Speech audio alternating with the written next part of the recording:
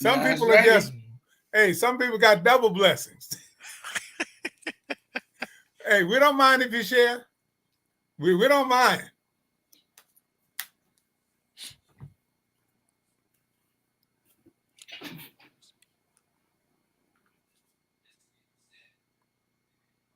Folks, it's another Saturday. It's another Saturday. You know how it is. We are having fun even before coming on air right now. So without much ado, I'll turn the mics to Dr. Francis Impindu. Munangi, the floor is yours. Thank you very much, Brother Theo. It's good to see you, and it's good to see our brother Earl. So, Earl, all the way from southern Canada. Uh, we have to be specific so that our cousins south of the border they understand that you know we are in the same boat. No, actually, we should say we are in the same canoe, and we are glad to be here. Brothers and sisters, ladies and gentlemen, welcome. This is Love Bay Afrobeat Music Talk Radio Show, coming all the way from the studios in Toronto, and of course, connected to the studios in Accra and around the world. We're glad you're here. As our brother Theo mentioned, it's another Saturday. We are grateful that God, our Creator, has allowed us to see another day. Somebody said that. Don't think that it's your medication that wakes you up. It's not the alarm clock that wakes you up because you can take that into the mortuary or into the cemetery, ring them as much as you want, and nobody will wake up. So it is by God's grace that we are here, and we really mean that. As Africans and people of African origin, we are very spiritual, and our spirituality is not just something that comes out of the caves and it has no substance. This is something that we have valued and cherished over the years, something that has given meaning to our ancestors long before civilization, and it will continue. uh, some people look at that and say, you guys are just brainwashed to this religious thing. Well, you know what, I usually tell people that we are all brainwashed. You just have to decide what you're going to wash your brains with. Some of us have decided to embrace aspects of our culture that are meaningful. And by the way, every culture has good and bad things in it. And so we ought to be alert spiritually, physically, mentally, emotionally, and in all dimensions of life. Today, we are privileged to go back again to a topic that we started last week, looking at Africa should develop and depend on her own natural and human resources for her own development. And I kind of looked at that and I added a few things, not just her own development, but her sustenance. Not only her sustenance, but also her survival, because our future is tied up in that. So we're going to be encouraging, as you know, that our brother Theo has been working hard, and now he has become one of those voices when it comes to technology and radio and online broadcasting. People actually look for him when they get into trouble because he has become such a voice. And this brother works hard to ensure that we go live and you're able to hear us wherever you are. So, Brother Theo, thank you so much for the work that you do behind the scenes. And every now and again, of course, we knock on his door and get him out of the uh, behind the scenes so that he can comment because he is very, very knowledgeable. And we are so grateful that God allowed this brother to start this opportunity that we now have, and we are able to tap into it and use it. So, we are going to be expecting our audience, our listenership. Feel free to send in your comments. We are on, Brother Theo mentioned the platforms we're on again so that our brothers and sisters are aware of them? Yeah, you can watch us live on Facebook, LinkedIn, YouTube, and StreamYard. All right. So, Africa should develop and depend on her own natural and human resources toward her development. And like I said, I added sustenance and survival. Now, we live in a world where a lot of people have been preying on Africa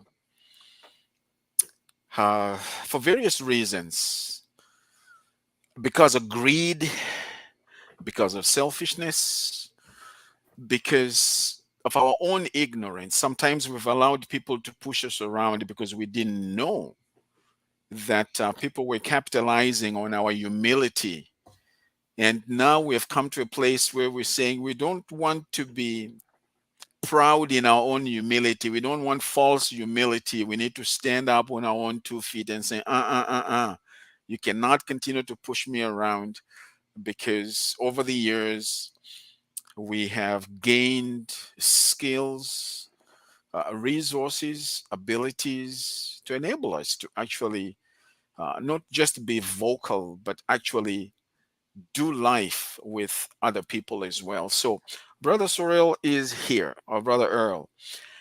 What comes to your mind when you think about our topic today? I know it's very broad, but it is also very narrow. How how do we develop and depend on our own natural resources? Now, some people might listen to our brother and say, he is not really African anymore. I mean, this guy is American. Well, we won't hold it against him. That's the truth. He is American, but he is an African American. So he has a perspective, which in this platform, on this platform, we encourage people to share, because we value differences. We don't see differences as points of contentions, but as opportunities to discover one another so that we can journey together. So this brother is one of us, and I really mean that. So, Brother Earl, what's on your mind as far as our topic today is concerned?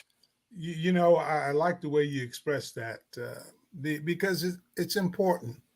As you say, we believe in a higher power. We believe in God. I believe in God, God the Father, God the Son, and God the Holy Spirit.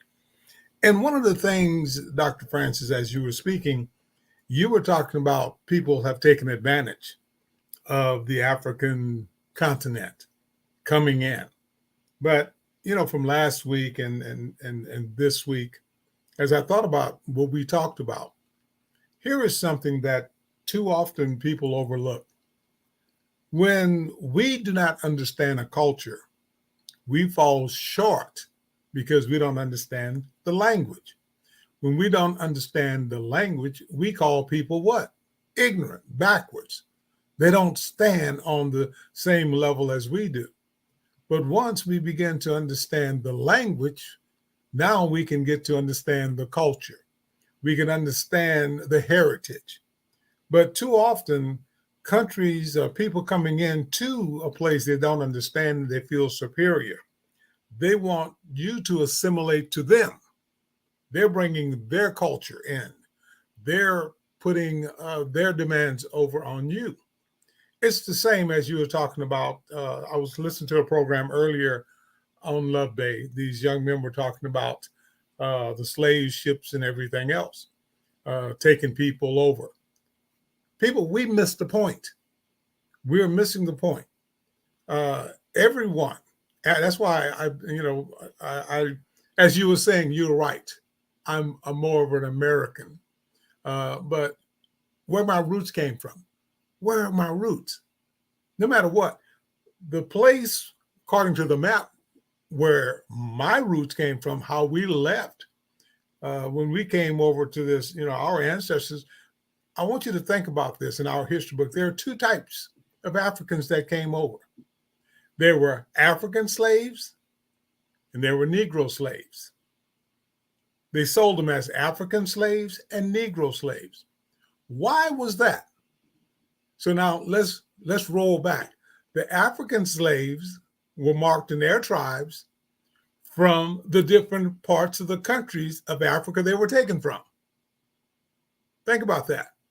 They were taken from, well, let's say Nigeria, Ghana. I mean, you have all these where they were taken from. So when they were asked who they were, they would tell you. They were able to go back to that native land because they were taken the wrong way. See, they were captured, but they was captured in the wrong space. But the Negroes could not go back to a land after 400 years because that land is no longer there. But by name, it's no longer there. But that land is still there. It's just been occupied by what? Other people, other tribes. So when we start looking at that, you have to ask yourself, who are you? So you have to do as the word of God says, we are sojourners. No matter where you go, that's where you're from. But you don't forget your heritage. And right now, when we look back at what Africa has been going through, two things. You know, I was reading in the book of 1 Corinthians, I believe, chapter 13.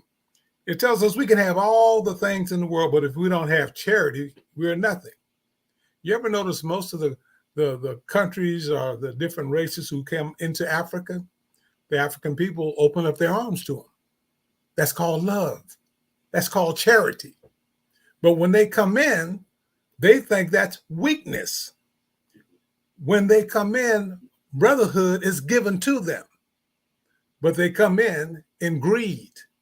They come in to take what they call precious.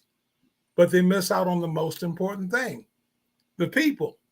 The African people have always been a society of brotherhood and fellowship. They weren't caught up in material things. It's the same thing as over here in the U.S. The Native Americans, when they came over here, they opened their arms in brotherhood and fellowship. And if you look at the history of the Native Americans and the African people, why is it that they were able to get along so well? We missed the opportunity. We who call ourselves, I'm talking about a nation now, here in the States, here over in England, France, we call ourselves whatever. But the Caucasian people missed out on the great opportunity to understand the love of God. And in return, created a division, raped, not the people, but raped the land of God.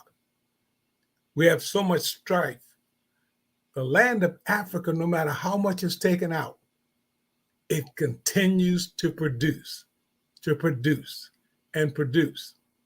The problem is, who do they trust?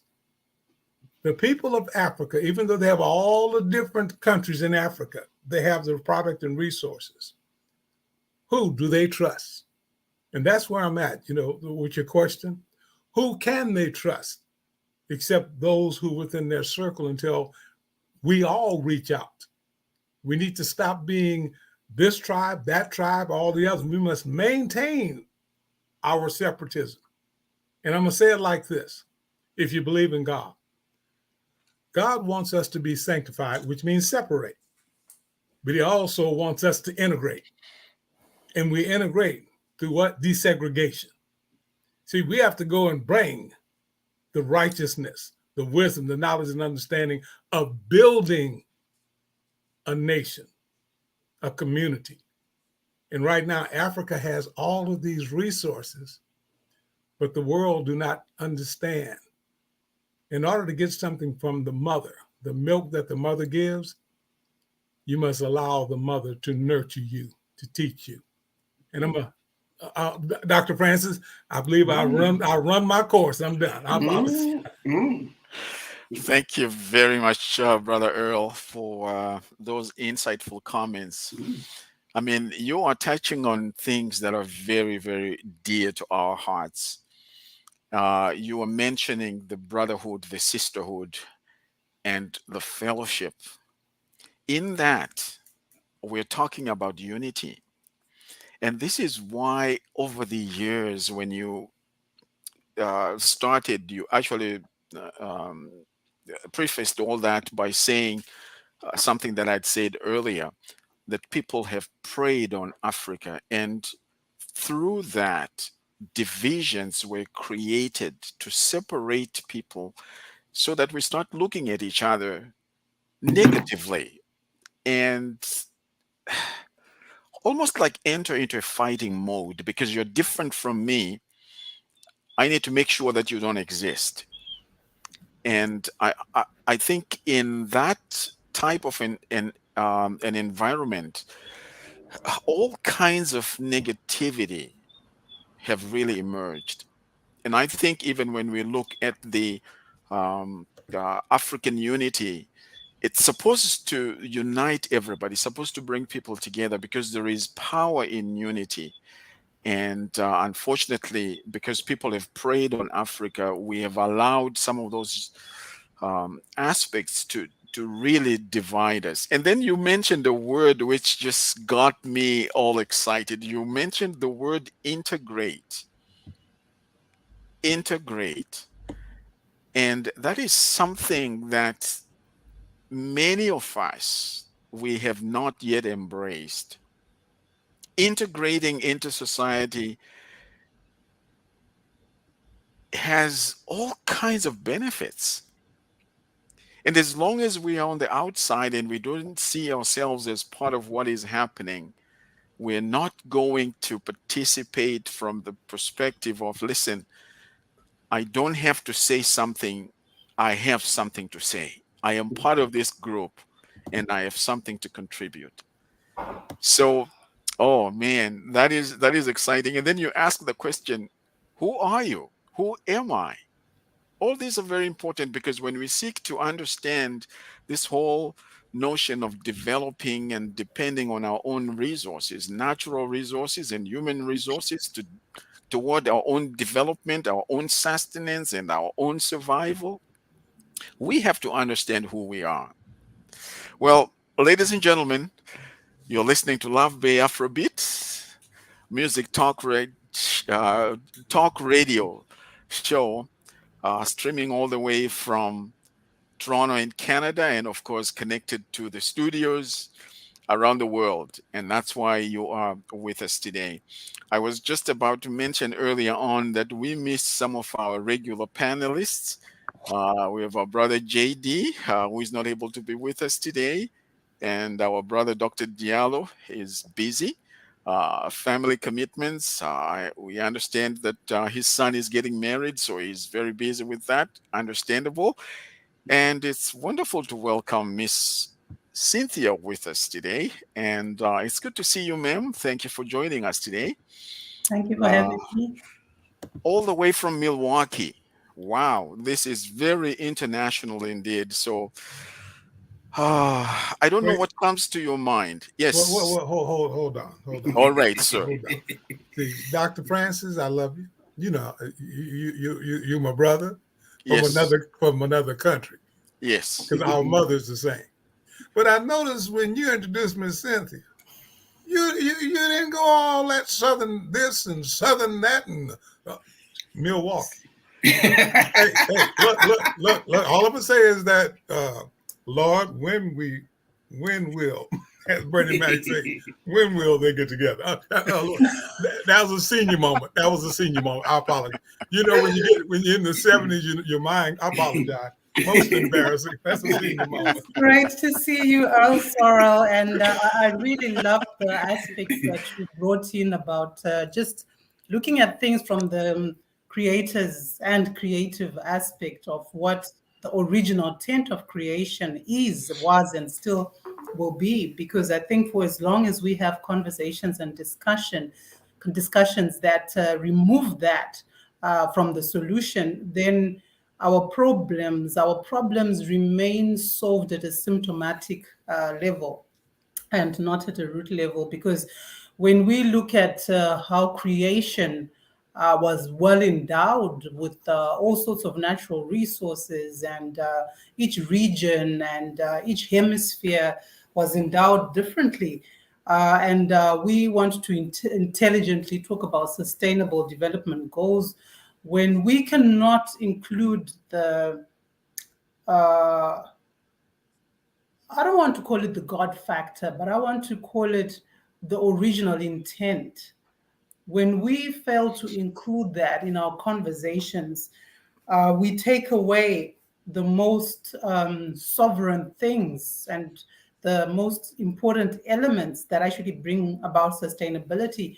And there's no sustainability really when we don't include the environment, because that equation of sustainable development remains unsustained, unsupported for as long as we don't acknowledge what we have. One of the things that I realize as individuals that we tend to all suffer from is where we admire what other people have and fail to acknowledge the goodness that we have within our own natural selves. So even when we then come to a place of leadership, we sometimes even abuse ourselves. And so we see this even running its course in governance, where we literally assault the very things that are supposed to feed us. We self-sabotage.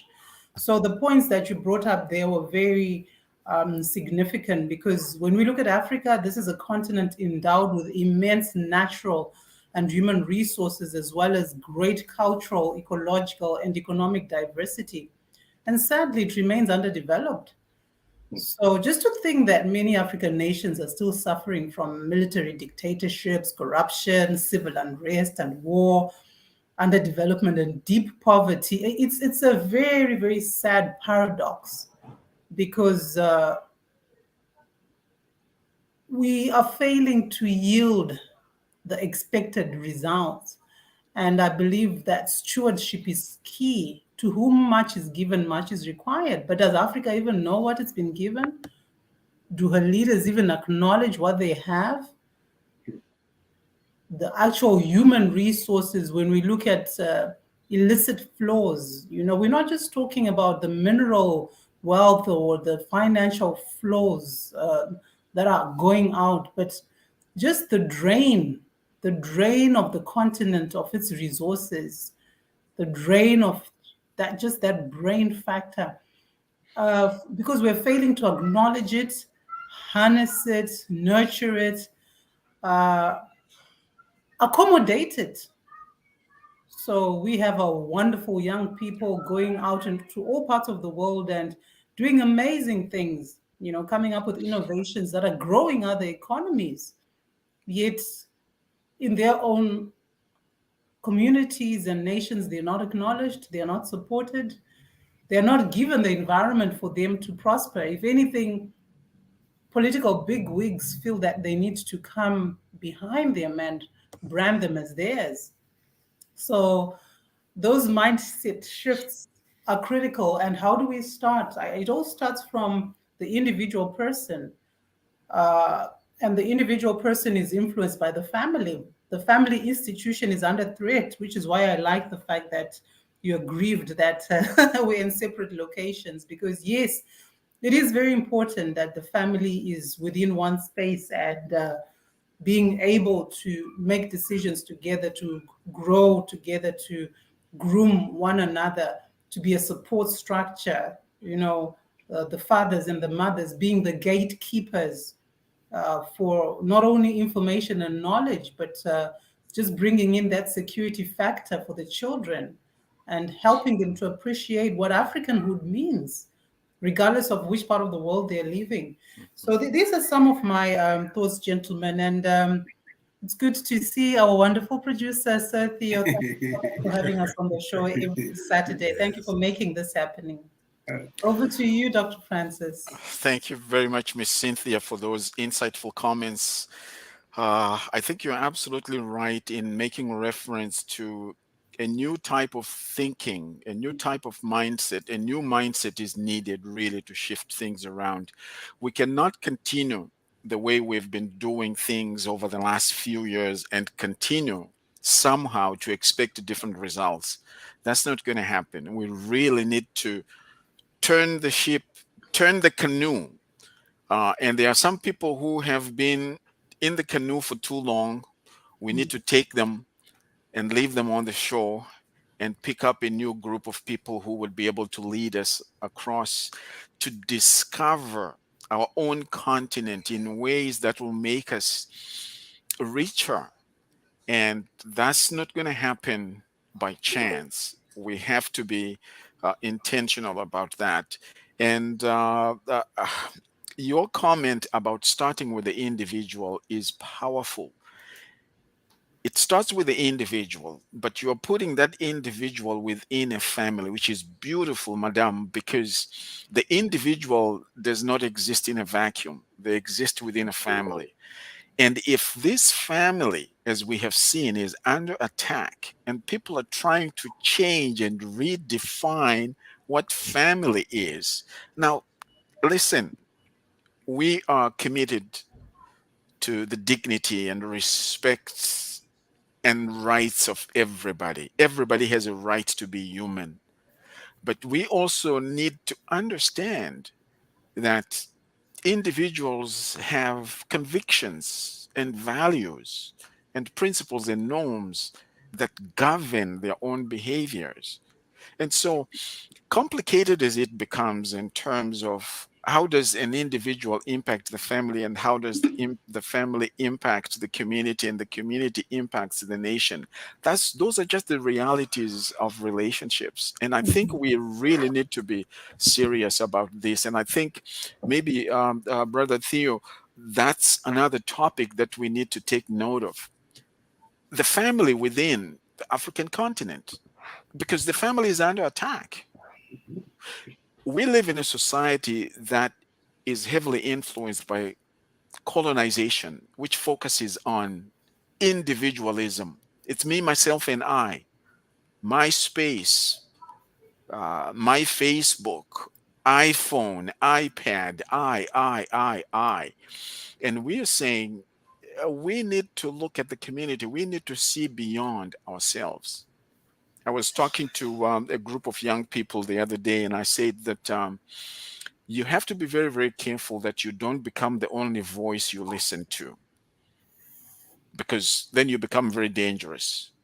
We need other people. And so your focus there on the individual, the family, the community, and how the community impacts society or the world at large is very, very important.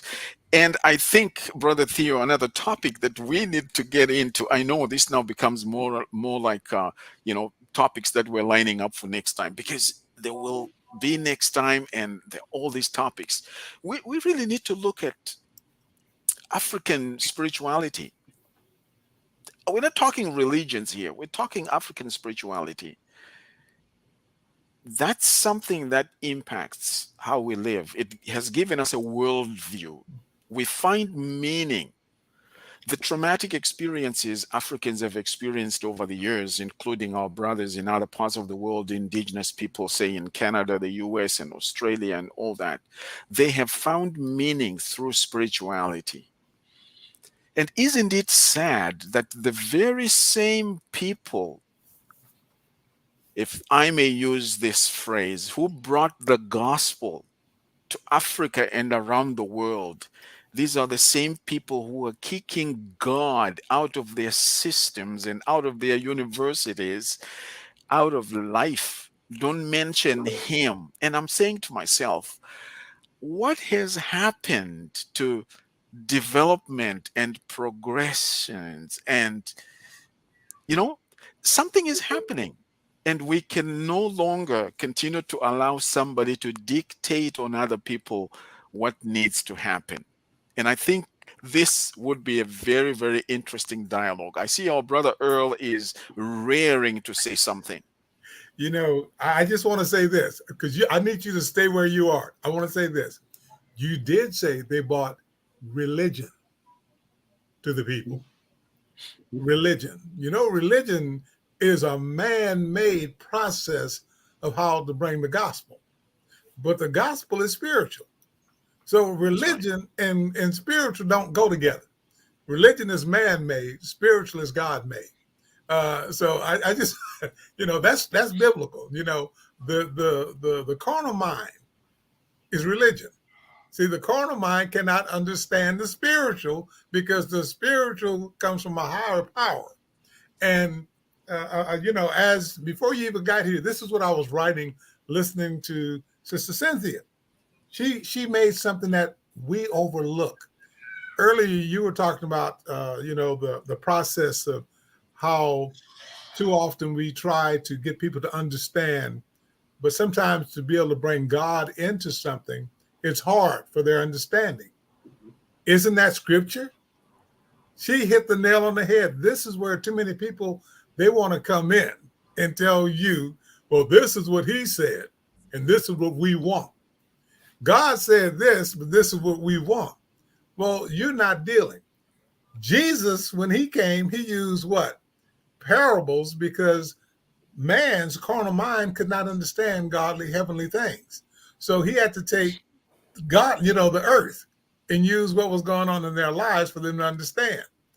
Sister Cynthia reminded me of that when she said, sometimes we go and the people coming in here, you want to share the God effect, but they have no idea because they have not been prepared.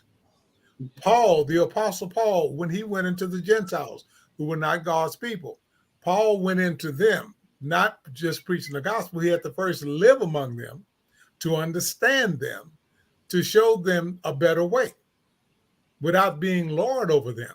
And that's what Sister Cynthia, that's what you reminded me when you were speaking.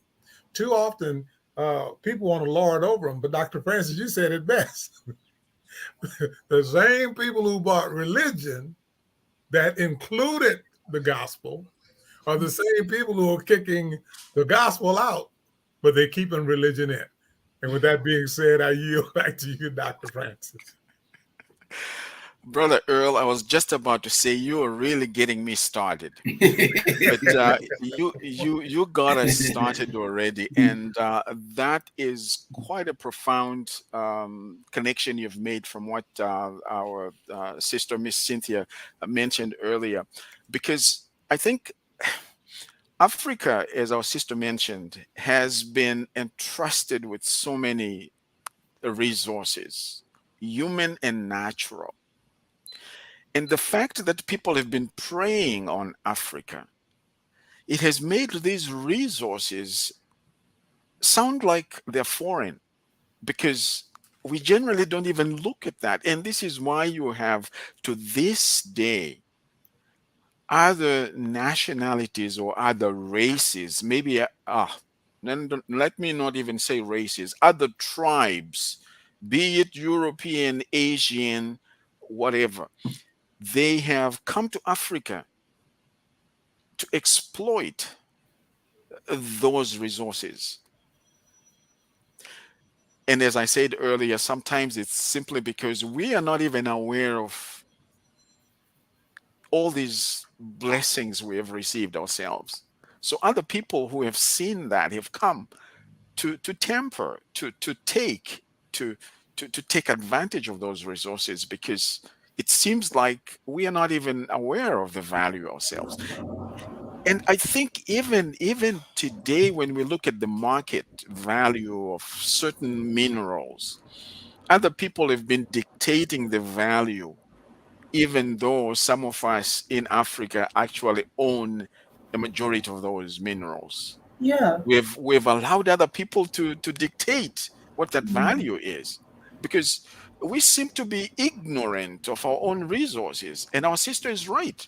We are not aware of how much we have been blessed and entrusted with. And I think we need to wake up to that. Miss Cynthia.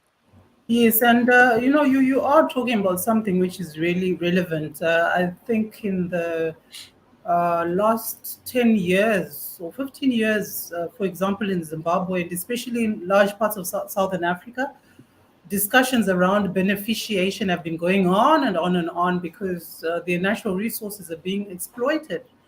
Beneficiation for purposes of some of our listeners and viewers who may not necessarily be accustomed to that term really relates to that process where you are improving the economic value of a raw material. Usually it's in terms of mining, where you are saying how do we improve the value of the ore by removing some of the gang minerals, so that you then have a high grade product from there. And because we have not taken time to invest in a lot of these processes that bring about beneficiation, we find that we are being robbed. And sadly, the leaders that have been in the forefront at the moment are lining their pockets and not really interested in actually looking at possible strategies that could benefit everyone. So, Yeah. where they can increase the potential for economic growth, development, job creation, that is actually being outsourced. And many times, these very minerals are going out at a song, really. And sometimes they're actually just passing through our nose, and no one is actually looking at what's going out, because there's a lot of lining of pockets there. So, for as long as we do not look at value addition processes, we find that Africans will not benefit from the greater income generation or employment opportunities or even industrialization that could actually come through to stimulate development from beneficiation. So, these are some of the kind of reflections that we would pray that our leaders would spend more time on, to then say, instead of squandering our critical mineral opportunities, instead of squandering our human resource, how can we begin to really meaningfully add value to them? How do we retain and improve? Because for as long as we squander these opportunities and forget that they are exhaustible, um, we are really shortchanging uh, our progeny. We are shortchanging everyone who is coming after us. So, we have the World Bank doing all sorts of estimates and calculations in terms of um, the production of certain critical minerals, and they're looking at Africa and they're projecting towards how by 2050 they could be an increase by sixfold, in terms of how, for example, through graphite, lithium, and cobalt, you know, just that demand for that could actually grow sixfold by 2050. Why? Because there'll be a growing demand for clean energy technologies, Hmm. and these are elements that are critically used. But you find that this massive opportunity for Africa could actually be hampered because our continent's leaders, they're holding grudges. Yes, we still have issues with our former colonial nations, but swift reforms are needed in order to counter competitors. Uh, because really we have so many foreign powers competing to exploit our Hmm. continent's minerals for strategic purposes. How then do we make sure we actually make strides to get that bigger share by taking part in these beneficiation processes and not simply being a cheap producer of raw materials? So these are conversations that really need to be built up. And gentlemen, I will only stay in the studio for a few more minutes. I just need to dash out for another commitment. But these are very important conversations. Thank you very much for hosting us, Sir Theo. Thank you, Miss Cynthia, for those thought-provoking, insightful comments. This initiation process you mentioned is actually a painful one, because when you look into some of the things you mentioned, where we are not value-driven, uh, one of the things that surprises me and actually pains me is when you go to other parts of Africa where they are using the US dollar as a currency. something that should not cost $1 simply because the US dollar, the use of the US dollar in that part of the country starts from $1. So something that should cost 25 cents, it starts from $1 simply because there's nothing less than $1 in that currency in circulation. And so the value is so warped. It's it's painful.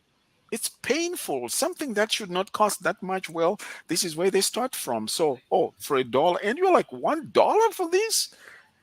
But that's part of what's happening as far as no sense of value, and something must happen, Brother Theo.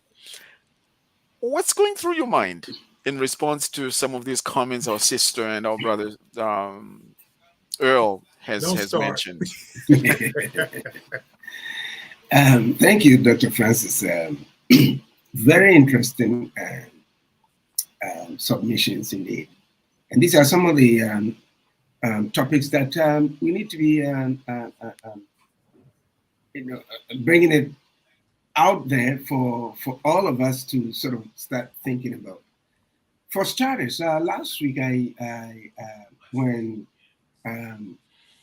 Abayomi was here before we kept the whole thing rolling, I came up with this, that historically speaking, when I was growing up in Africa, in Ghana, for instance, there were certain days, culturally speaking, and traditionally speaking, there were certain days of the week that people were forbidden to go into the bush or the forest.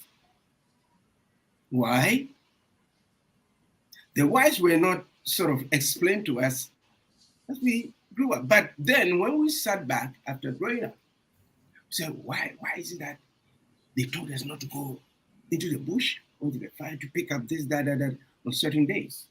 And why is it that they told us not to do A, B, C, D, say not even to sing when you are taking a shower, or not even to sweep after 6 p.m. or where darkness sets in?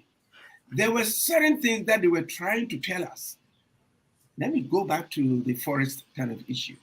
They were trying to preserve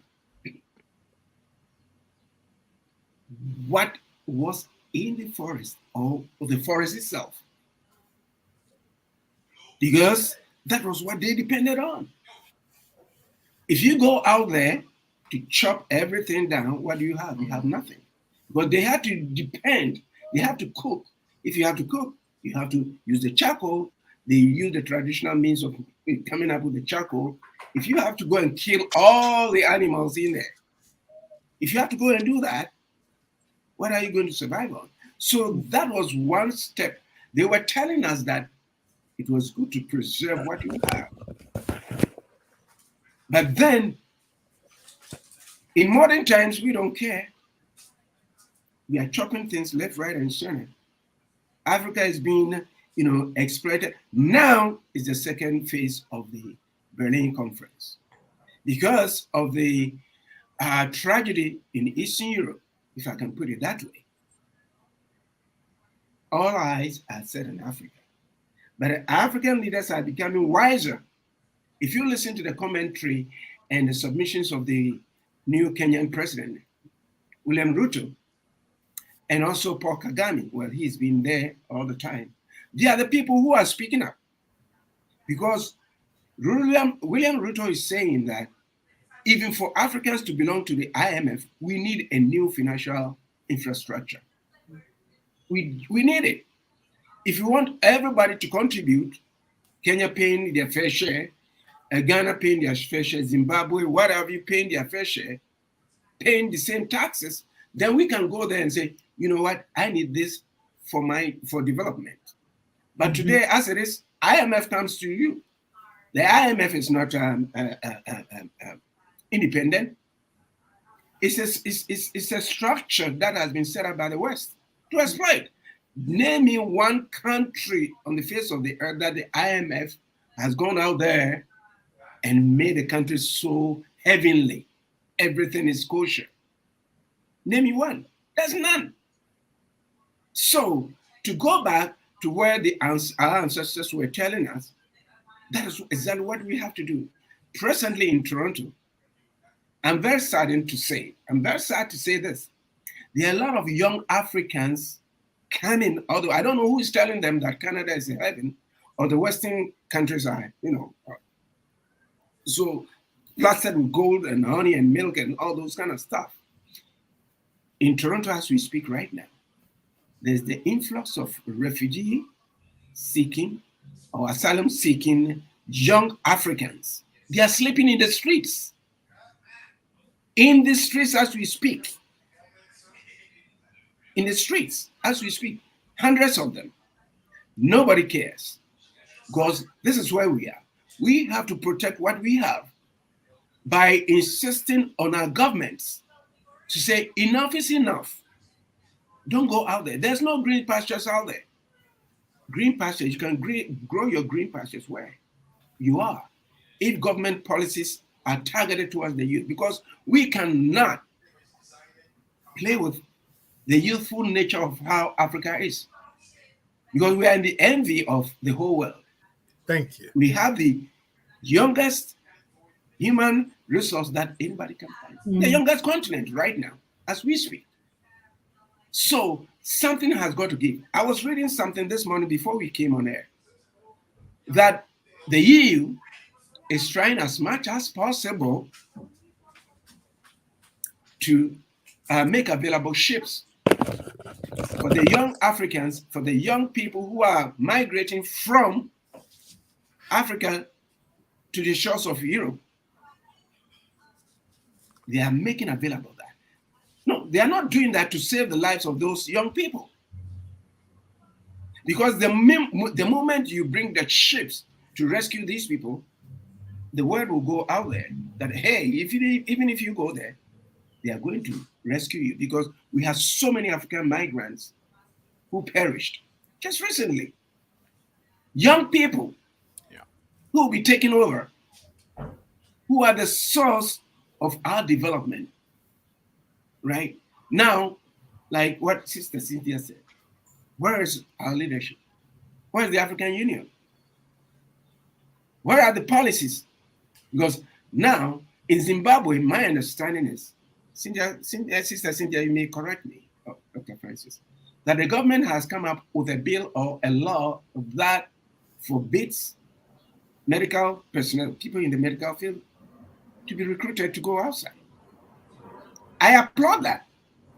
Because sometimes some people will tell you that, oh, well, you are out there, you don't want people to go. It's not like that. The West, as we saw it before, is not the same right now. It's going to even get worse.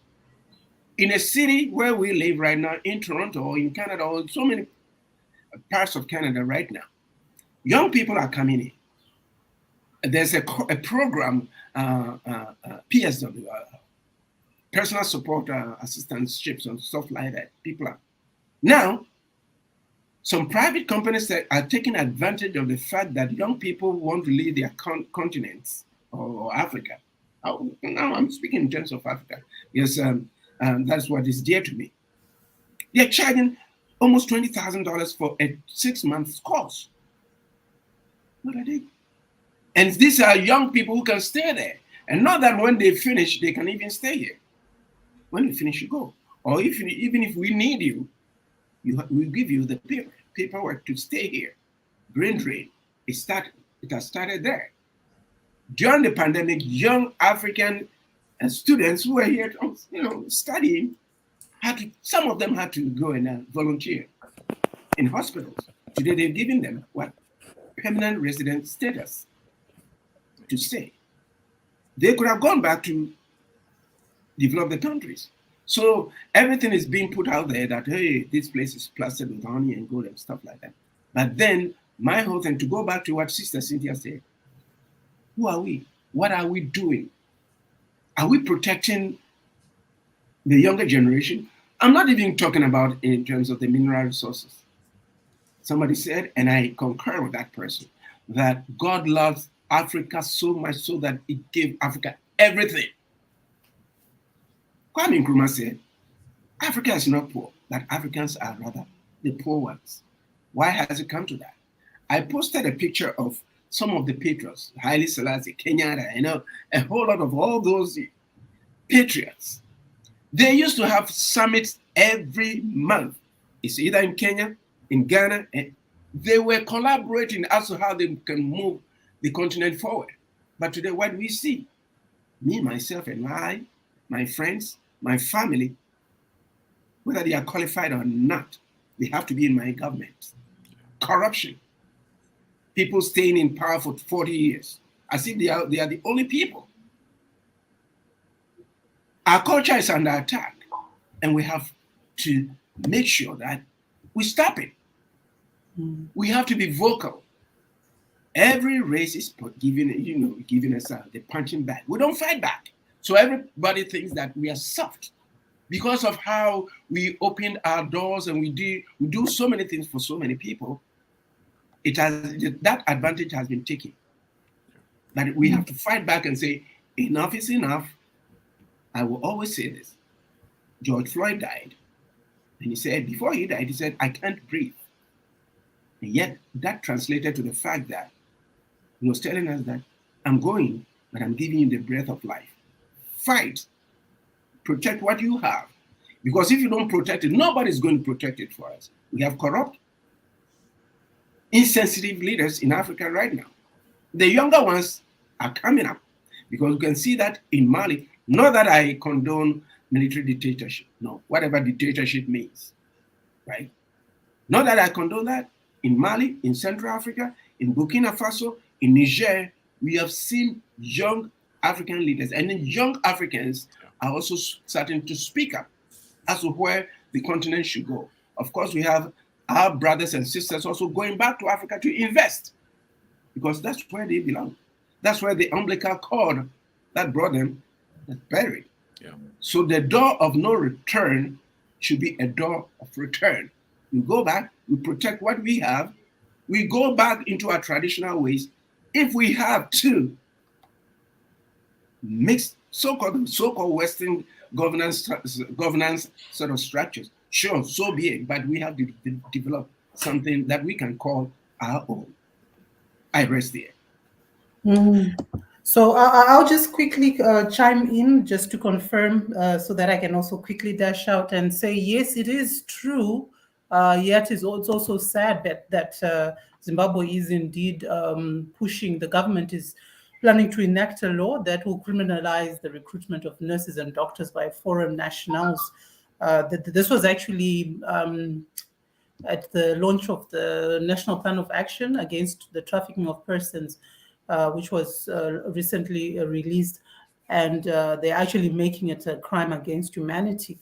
What I just want to say is it's a sad paradox because these very same medical professionals would have really invested in their careers, but if you actually go into their personal lives and how they are living as professionals, it's really sad because they cannot even afford the basics.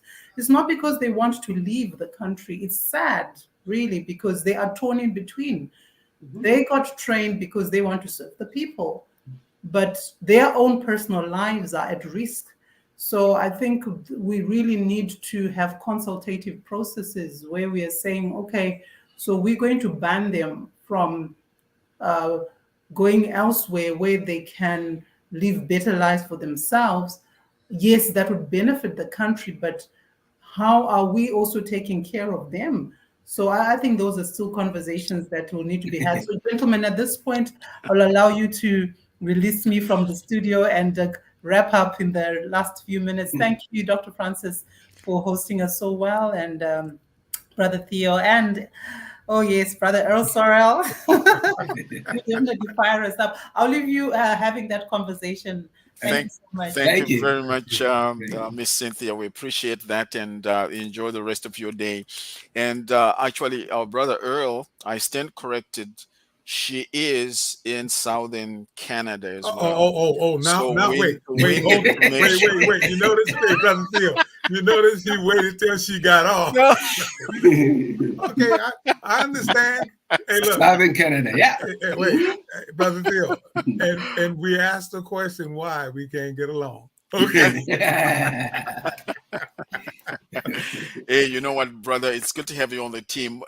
I think one of the things that can really help us is to create these safe environments for us to talk about different things that really impact lives. I mean, the kinds of comments you made earlier and comments that our brother Theo just finished on, and even our sister Cynthia made reference to. You know what? Oftentimes people are afraid to say these things because safe environments are not being created for people to have these kinds of open conversations. I mean, there are some things. I mean, I know that my brother Theo is very intelligent, but there are times when he says things that are not intelligent. And I like to believe that's true for each one of us, including me, because I don't know everything. I really don't know everything. And so it's important for me to listen to other people. So I get inspired. You know, I take notes when I listen to things that come from the mouths of these brothers and sisters who either send in questions or make comments. And you brothers, you know, right now in this panel, because we cross pollinate. One of the things that excites me about what's happening now is this is a new day. Yeah, sure, we can have different countries and leaders make declarations and say we're going to make this law, we're not going to allow this.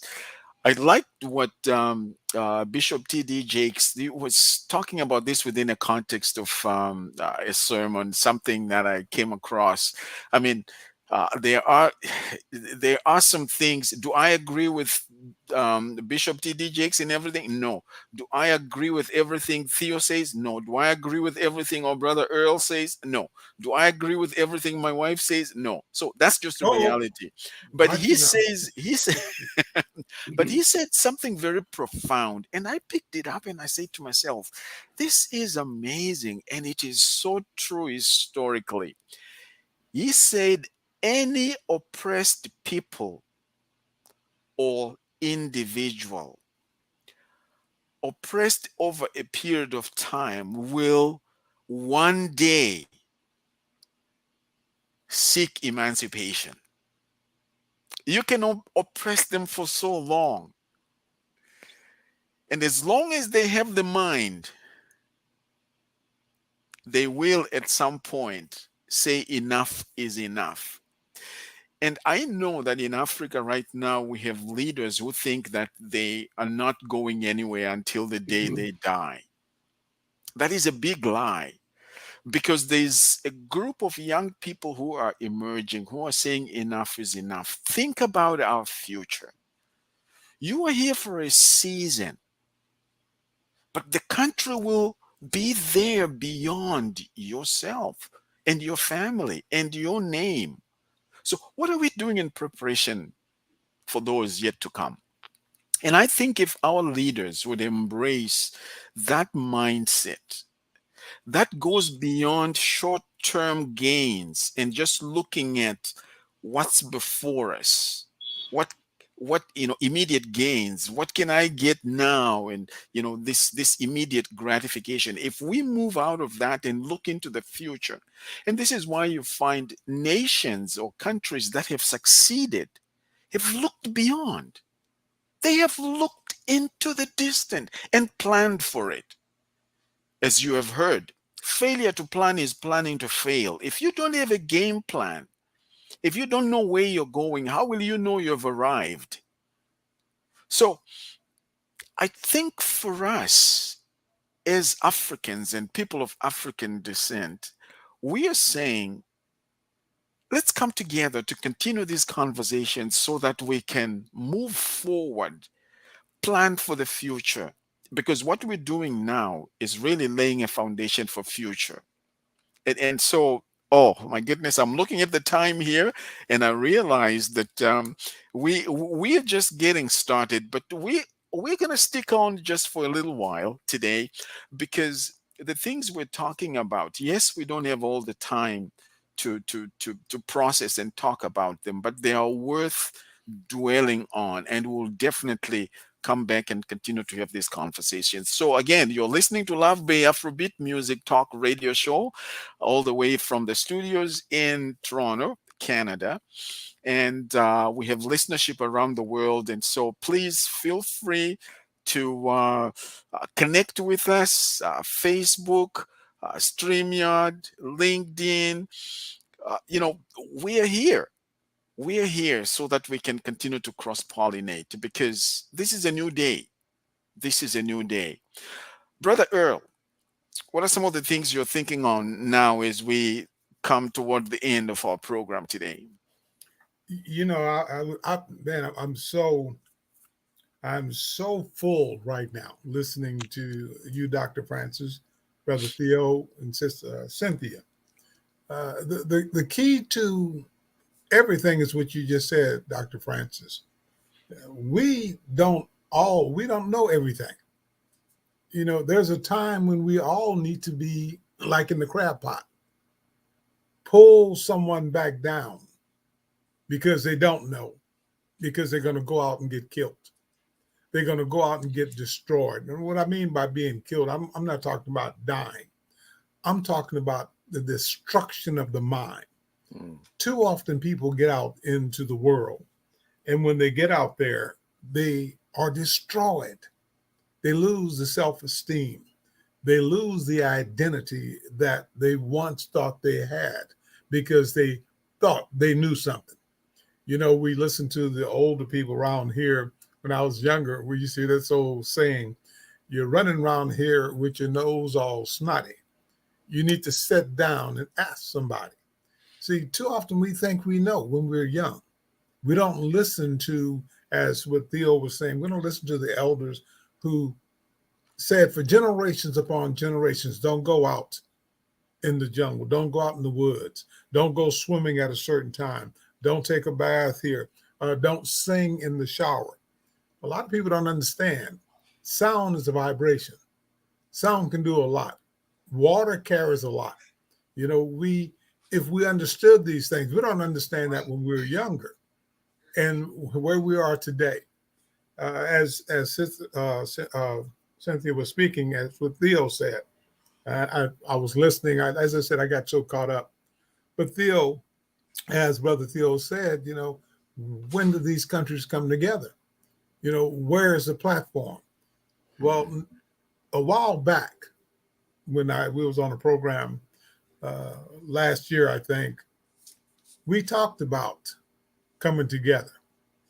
The president of Ghana did something that you don't hear too much about. He stood. He says, I have to start looking at my people.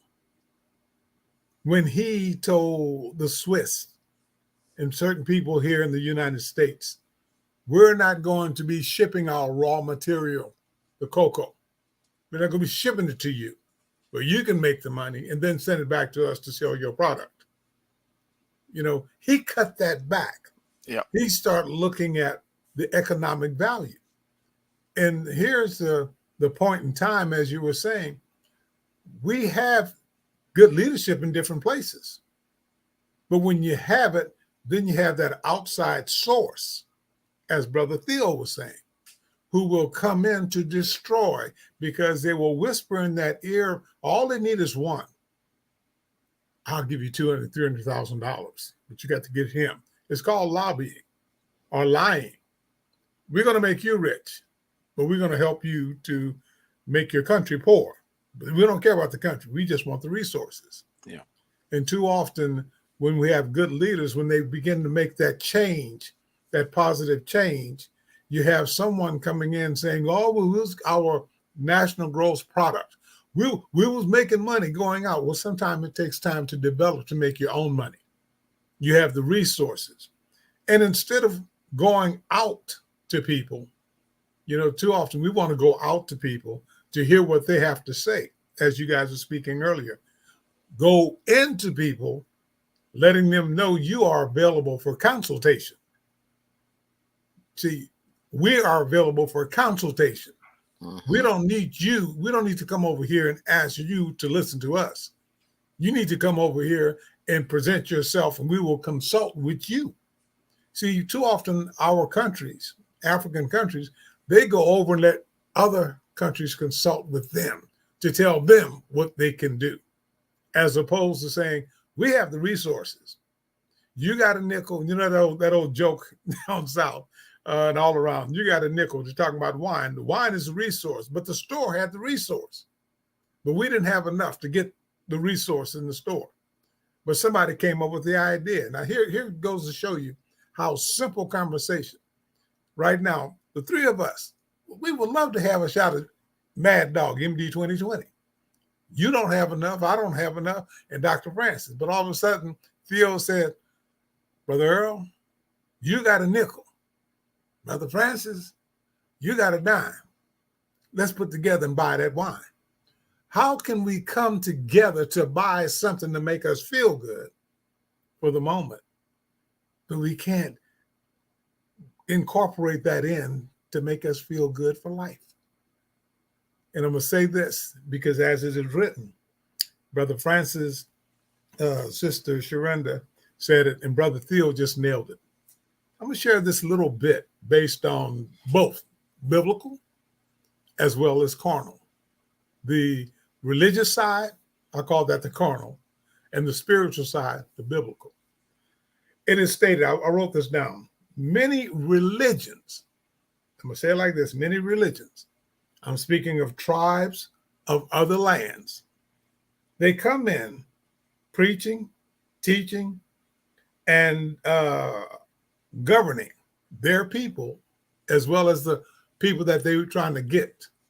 They come in preaching and teaching and governing their self about their economic. They keep telling you economics, great gain. We need to have more. The more we have, the better it is. But they keep telling that lie. It's a blessing. God is blessing us. We need to go and conquer. We need to continue to lie. And I'm going to say it just like that. We need to continue to lie with this religion. But if we would read that this religion is greed, as you said earlier, Dr. Francis in the show, it's greed. You're coming in raping people, sin. You're coming here killing people, sin. You come in here telling people that if you listen to us, what we'll do, we're going to improve your quality of life over a period of time. That's a lie and a sin because it can be done instantly. But see, when you sit back and you look at that religion they bought in with this so-called economic value they bought in, you see that that religion did not add up to the biblical, the spiritual. Because the spiritual, God said, now this is not Earl saying this. God said, too many people are walking around here saying, great gain is godliness. God said, that's a lie. Great gain is not godliness. So why are we going around listening to that? And something that everybody has said, especially Sister Chandra, Dr. Francis, and Theo talks about this all the time when we speak.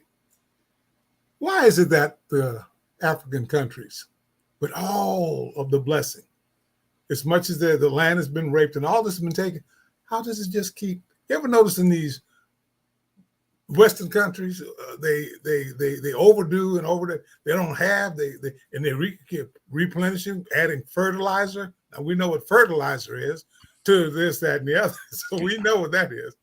But how is Africa, who keeps sending their stuff out, it keeps producing? They don't add all the fertilizers. They don't add all of this. How is it that it keeps producing? And why is it that the people, because it's a blessed land. Mm-hmm. The people are mature spiritually, but you see, they have learned how to be separate. In the Bible, it tells us we're supposed to be sanctified.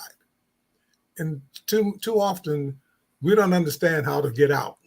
But sometimes we miss the opportunity to understand separation. The understanding of separation. See, we can be within our own community, but in order to reach others, we have to separate, yet never lose our identity. Yeah. We can be in our own country, but we'd have to separate from the mindset to go work with another country. But never, we desegregate. We go over there and integrate with them, but we always come back. Here in the States, you hear this a lot. They always talk about the Jewish people. Down south, when we were kids, the money would in the Negro community, the money would always circulate and circulate. Even we were poor, but you couldn't tell we were poor because everybody had something to eat. When kids were going to school, if they had to do something, the community would get together, the neighborhood would get together, and everybody would put a nickel dime together to help get this person over. You hear the same thing about the Jewish community. The dollar circulate until it can't. But if they need someone, they go outside and bring them in, get what they need done, then they ship them back out. They don't keep them. They do not let them, they can come in to assimilate with them, but they don't go out to assimilate. Too often, as you were talking about the doctors, this policy, Theo, you were talking about, you ever notice our people don't understand? We go and assimilate to other cultures. We pick up what they want us. In order for us to be a part of them, we have to drop our culture. We have to put away our things to be accepted. Even when they come into our country, our culture, they bring in, we assimilate to them. We need to understand we can allow their culture within themselves, but they must assimilate to that which we are. That's all I have to say, Dr. Francis and Brother Theo. You know what? This is a minefield. The kinds of things we're talking about here, oh man, this is loaded. I mean, we could go on for a long time. And I am yet to have this opportunity for us where people can actually just chime in and say, listen, I have something to say. It'll be wonderful just to have those in time conversations, real conversations. And some of the things you're talking about here, they're just the kinds of things that make us think beyond ourselves. And what I'm hearing from you, among others, is we can't continue to blame anybody else for where we are and what is going on. We need to do something about it. If you can have a president who says, listen, we have been giving you raw materials so that you process them and then you bring your stuff back to us, and we are buying stuff which originated from here a lot more than it would cost us. Yes, it's gonna be tough for us to actually come up with whatever it takes for us to process this so that the finished product is actually from here and it benefits our people. It's tough, but that's the kind of thinking we need. We can't continue to do the same thing and expect different results when what we have been doing has not helped us to move forward. So, Brother Theo, we have a lot to talk about, my brother, and we don't have enough time. And I think all these topics, I mean, I'm looking at today's topic, it's loaded. And I think we should have a part 2, a part 3, a part 7, maybe a part 10 to this. Look at that. That's notes. That's just notes. I got them on. I got 3 pages of notes. Just notes. Oh, man. It's just. I hear you, my brother. You know what, my friends? We've been here listening to this great conversation on Africa should develop and depend her own depend on her own natural and human resources toward her own development, her own sustenance, and her own survival. And we are just scratched a little bit on the top. We still need to go deeper. And usually we give the honor to our brother Theo to determine or Yeah, determine or Let's go at it again. or so let's take it up a notch. Let's take it up a notch and go deeper and focus on what is development, what is sustenance, what is survival. Are we still going to be in survival mode? I don't think so. I think we have enough resources to put our house together, you know, to put our house together, to put our house in order so that we can become the voice that we've always been, but we've allowed other people to dictate and determine our own value. Let me say at this point, one of the things that I found very interesting and meaningful was when I came across this was done within a context of a police jurisdiction, but they were saying we are mission focused, vision inspired, values driven. And I say to myself, what are those values? I mean, it's good to have an overall and overarching understanding of who we are. And I think this is exactly what our African unity is all about. We have excellent statements about what we stand for. But what is happening practically? How are we related and connected to one another as different countries so that we can make a difference in the world, not just for ourselves, but for the sake of our future generations? So this is where Love Bay Afrobeat Music Talk Radio Show shows up, and we talk about different subjects to inspire, to motivate, to help us dialogue so that we can decide what the next steps are. And so I'm going to give each one of you just a few seconds, really, just to wind down in terms of concluding comments here. Let me start with Brother Theo. Well, Dr. Francis, thank you for this program. And the fact of the matter is that, we need to continue this conversation because there's a lot to be said. Is we've been quiet for far too long, Yeah.